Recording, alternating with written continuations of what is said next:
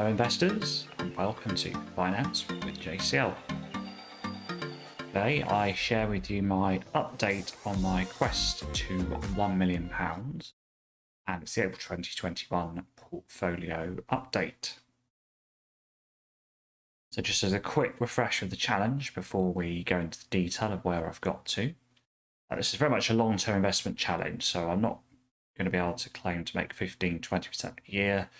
I think I can get a minimum of 6.66% a year consistently through monthly investing, through careful choices, and through thinking about things with a very long-term lens to take advantage of compounding. Compounding and time are the key forces here. And I started with a lump sum of 20,000, and I've been adding in £300 a month into this challenge. I've got a stretch target of 10% as well, so that will help me achieve that goal much sooner. So let's find out where we've got to. First of all, the value of the position. So last time, as a reminder for comparison purposes, I need to be at just over £30,000 at the end of the year, and getting on for 32,000 for the stretch target. And I was already at 34,000, so very much on track. And there was an estimated year-end target of a smidge under 37, so good start. So happy with that. And of course, that did coincide with a period last year where stocks were a bit lower and the markets and many stocks have risen since then. I don't expect this to be necessarily a straight line up of a consistent return each year. There will be better and worse years. So the last year's been a good year. It's great to have that at the start. But next year might be slightly below target. I hope not. But I'm realistic enough to know that over time things will go up and down. It's holding out for that long-term objective that's what I'm really focused on, what I really get across to you. So April 2021, we are approaching 35,000, so that's £617 ahead of last month. And we have put another 300 in, so kind of the investment gain there is £317. So yeah, happy to have made a gain like that in a month. That's cool. And very much ahead of target, as we said. And some people like a picture. I know I do sometimes, so this is what it looks like in a picture. So the red line is that minimum return. You can see over time that creeps up.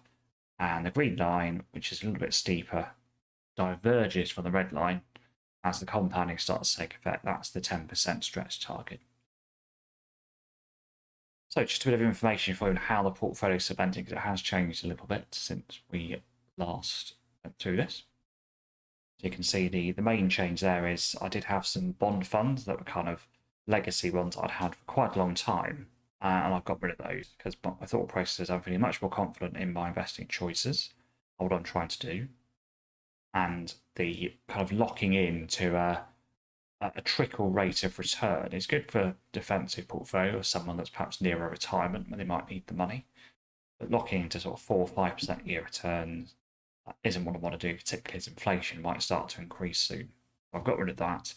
So that's 5 percentage points down to 0.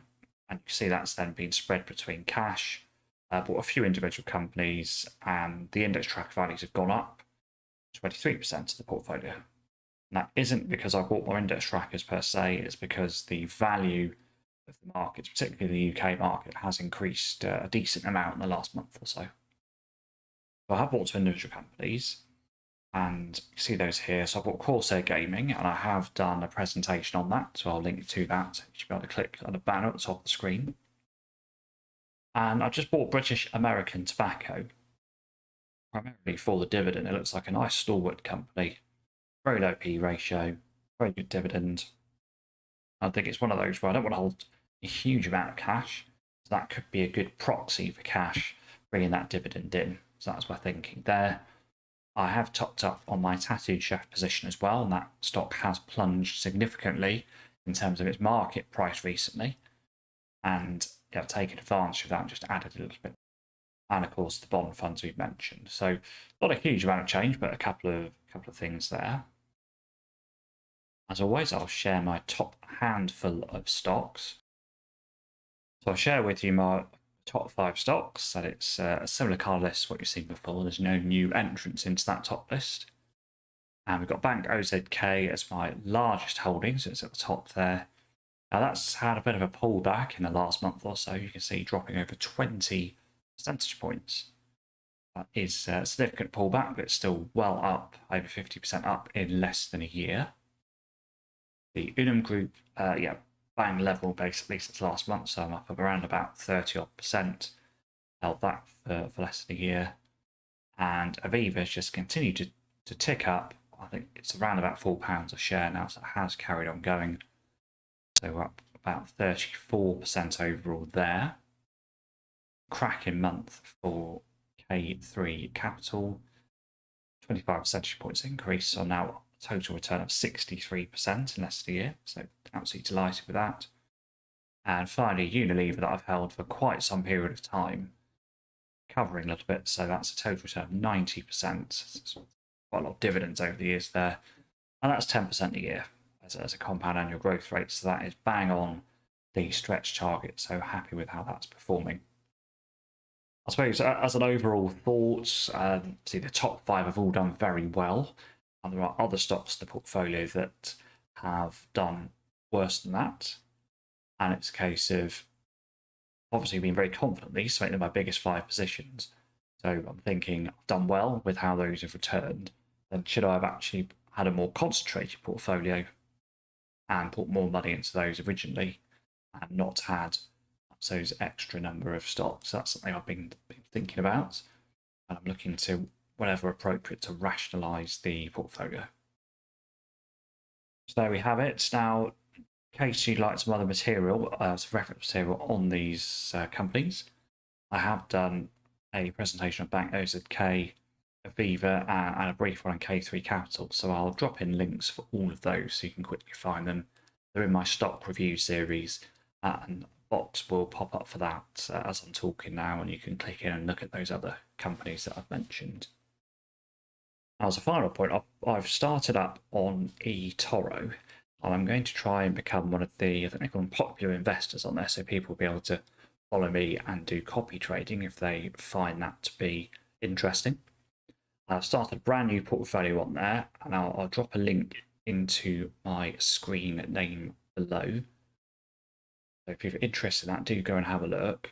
I'll try and join the Popular Investor Program, and that portfolio on there will be totally set up to the £1 Million Challenge. So that's just a small portfolio, which I've just started today, and I'm going to try and grow that just from an initial investment. So thanks for joining me.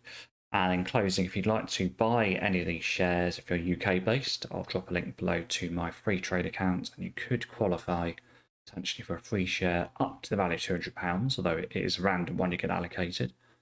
And also a link below to Interactive Brokers. You're international based and you're looking for kind of a wide range of stock market access, which they very much are experts in. So please be able to share progress with you. It's going well so far, but very early days. Yeah, we're not even 4% of the way there, so long time to go, but it's a good start. So thanks for joining me, and I will see you on the next one.